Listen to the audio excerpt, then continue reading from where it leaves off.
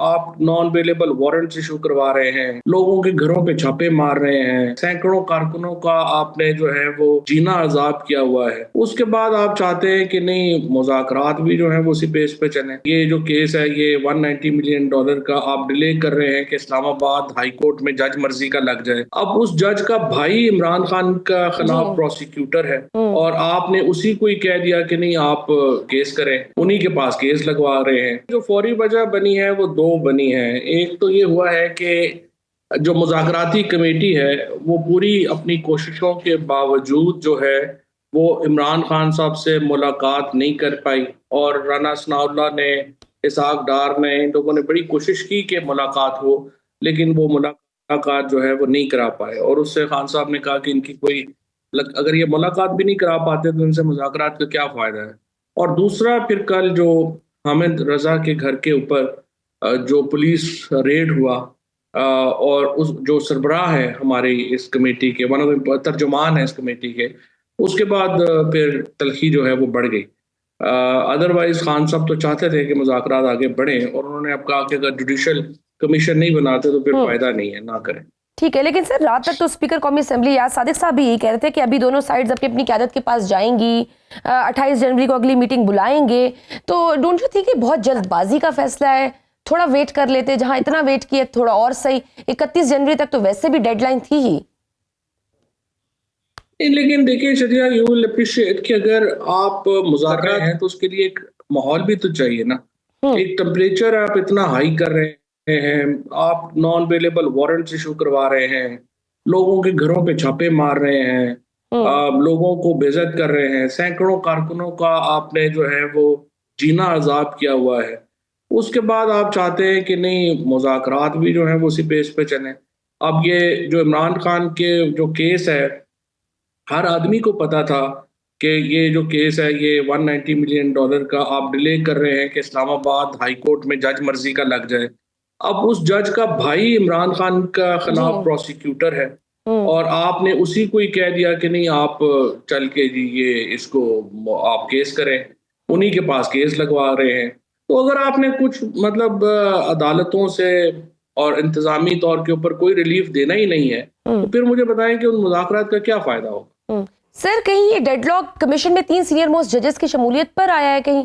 क्योंकि तहरीक इंसाफ और इमरान खान साहब तो चाहते थे कि सुप्रीम कोर्ट के 3 सीनियर जजेस यानी chief justice, justice Mansoor Ali Shah और जस्टिस मुनीब अख्तर कमीशन में शामिल हों। देखिए वो हुकूमत तो अभी कमीशन बनाने पे ही नहीं आ रही, तो उसकी हैयत और नौयत क्या होगी वो तो बाद की बात है।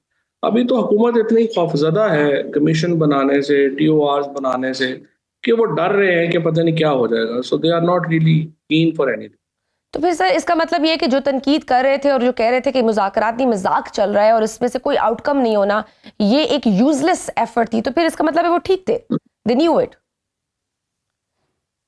क्योंकि अभी ख्वाजा आसिफ साहब ने भी कहा है कि मुज़ाकरात करने वालों को भी पता था कि इसका कोई नतीजा नहीं निकलना। हाँ, लेकिन ये तो फिर हुकूमत का फॉल्ट है ना। पॉलिटिकल पार्टीज तो मुज़ाकरात ही करती हैं। पॉलिटिकल पार्टीज ने और क्या, आप हथियार लेके आपने पहाड़ों पर तो नहीं चढ़ जाना ना। आपने मुज़ाकरात ही करने हैं, अपने डिफरेंसेस को नीचे ही लाना है। लेकिन जिस तरीके से हो रहा है आज आप देखें, कोर्ट पैकिंग की इंतहा हो गई है। 12 जजेस जो लगे हैं सिंध हाई कोर्ट में, हर एक को पता है कि वो पीपल्स पार्टी के करीबी लोग हैं। उसके बाद आपने जो इस्लामाबाद हाई कोर्ट में लगाए हैं, सबको पता है क्या कैसे लगे हैं। तो कोर्ट पैकिंग, आपने अदालतें तबाह कर दी हैं, आपने इंतजामी जो सारी मामलात हैं उसको तबाह कर दिया है, लोगों की जिंदगियां अजाब में डाल दी हैं। अब ये इस तरह तो नहीं ना, फिर जाहिर है फिर इसका तलखियां बढ़ेंगी और इस मुज़ाकरात ख़त्म करने के फैसले से भी तलखियां बढ़ेंगी। मेरी नज़र में तो मुज़ाकरात ही बेहतरीन हल था, लेकिन जाहिर है हुकूमत की तरफ से वो संजीदगी नज़र नहीं आई। अब खान साहब ने आज ये कहा है कि सारी सियासी जमातें मिलकर हुकूमत के खिलाफ जो है वो इत्तेहाद कायम करें और इसके ऊपर जो है वो आगे बढ़े। तो अब एक प्रपोजिशन अलायंस की तरफ बात जा रही है, वो देखते हैं कितना टाइम लगता है। लेकिन सर फिर जिस तरह से हमने देखा कि अलीमीन गंडापुर साहब भी मौलाना फजल रहमान साहब के बारे में क्या क्या कहते रहे, फिर वहां से भी किस तरह से फिर आप मौलाना फजल रहमान साहब को भी ऑन टेबल लेकर आएंगे, किन टर्म्स पे और किन ग्राउंड्स पे? मेरा ख्याल है खान साहब ने काफी हद तक वाजे कर दिया है अलीमीन गंडापुर साहब के ऊपर भी कि मौलाना फजलुर रहमान जो है उनको टारगेट करना मुनासिब नहीं है। और देखें, मौलाना फजलुर रहमान और पीटीआई का जो एक इत्तेहाद है, वो ही पाकिस्तान में वो स्ट्रीट प्रेशर जनरेट कर सकता है जिससे हुकूमत बात सुनेगी, क्योंकि हुकूमत ने तो तय कर लिया हुआ है कि जब तक आप ज़बरदस्ती उनसे कोई प्रेशर नहीं आएगा, चाहे वो आलमी प्रेशर हो या स्ट्रीट प्रेशर हमारा अंदर पाकिस्तान में हो, उसके बगैर उन्होंने कोई आइन की कोई अहमियत नहीं है, बट सर कानून की मौलाना कोई साहब क्यों अहमियत नहीं करेंगे है, इत्तेहाद? इदारों की कोई अहमियत नहीं है। दोबारा बोलिए। सर मौलाना साहब क्यों करेंगे इत्तेहाद, मौलाना फजलुर रहमान साहब? जी, तो हुकूमत ने तो ये तय कर लिया है कि किसी चीज़ की कोई अहमियत ही नहीं है। तो इसलिए ज़रूरी है कि आप जो है वो एक स्ट्रीट प्रेशर ही क्रिएट करें, और स्ट्रीट प्रेशर के लिए मौलाना फजलुर रहमान साहब का और पीटीआई का अलायंस जो है वो बड़ा अहमियत का हामिल है। मौलाना फजलुर रहमान भी चाहते हैं इस ज़मन में आगे बढ़ना, और अब एक मुशावरती इजलास जो है वो और सारी पार्टीज़ का वो होने जा रहा है। मेरा ख्याल है विद इन अ वीक और 2 होगा, जिसमें लेकिन एक सर एजेंडा तय किया मौलाना जाएगा, साहब तो खुद एक इल्जाम एक्शन लगाते रहे हैं कि एजेंडा। केपी में हमारी सीटें छीन के पीटीआई को दे दी गई हुई हैं। ये बात तो उनका उनके एक अपने मौक़िफ़ है, ग्रीवेंसेस हैं। इलेक्शन की रिगिंग के ऊपर उनका मौक़िफ़ है। हम्म देखिए, अफ़गानिस्तान का मामला हो, ये 2024 के इलेक्शन हो, इसके ऊपर तो पीटीआई का और मौलाना का मौक़िफ़ एक ही है कि यहाँ पे पिक एंड चूज़ किया गया, इलेक्शन हराए गए, जिताए गए, और उससे जो मामला है वो ख़राब हुआ। और अब इस तरह के जो इश्यूज़ हैं वो रिज़ॉल्व करके आगे बढ़ने का वक़्त है, और पहले तो आइन तो बहाल हो ना मुल्क में। जी इस वक़्त देखिए, ना मीडिया आज़ाद है, ना पाकिस्तान में अदालतें आज़ाद हैं। पाकिस्तान तो एक जकड़ा हुआ है इस वक़्त एक अनअनाउंस्ड मार्शल लॉ में। तो दैट्स द प्रॉब्लम। तो अभी वो मेन फोकस ये है कि हम अपोजिशन पार्टियों को इकट्ठा करें और ग्रेटर अलायंस बनाएं, और फिर उसके बाद हम स्ट्रीट पावर दिखाएं। अभी अभी जो एजेंडा है वो यही है कि सारी पार्टियों का इत्तेहाद हो और उसके बाद हम एक बड़ी मूवमेंट शुरू करें।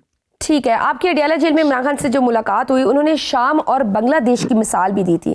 इमरान खान साहब इतने पुरउम्मीद कैसे हैं कि बहुत जल्द कोई बड़ी सियासी तब्दीली आ जाएगी? क्योंकि अगर हम ग्राउंड रियलिटीज देखें तो वो तो बिल्कुल अपोजिट है इसके। सजाएं हो रही हैं, मजीद ग्राउंड मुश्किलात बढ़ रियलिटी तो रही मेरा हैं। ख्याल है इससे मुख्तलिफ नहीं है। पाकिस्तान के अंदर एक बहुत बड़ी अनरेस्ट है, सिमरिंग हो रही है। यहाँ पे 1 करोड़ 30 लाख आदमी गुर्बत की तरीके चला गया है पिछले 2 सालों में।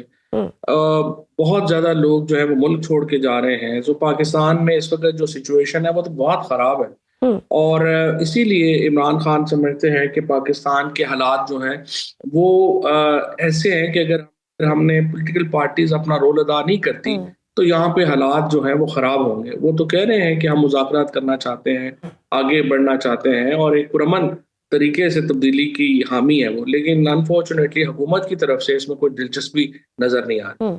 आज इस्लामाबाद हाई कोर्ट में तोशा खाना 2 केस की समाअत भी हुई, तो जस्टिस इनाम मिन्हास ने केस सुना। आप लोग पूरी उम्मीद थे कि चूंकि वो पीटीआई के खिलाफ केस में प्रोसिक्यूटर रहे इसलिए केस नहीं सुनेंगे, लेकिन उन्होंने केस भी सुना। आप खुद वकील हैं, क्या ये नॉर्मल है कि एक शख्स जो चंद दिन में वकील से जज बने और फिर हाई प्रोफाइल केस सुने?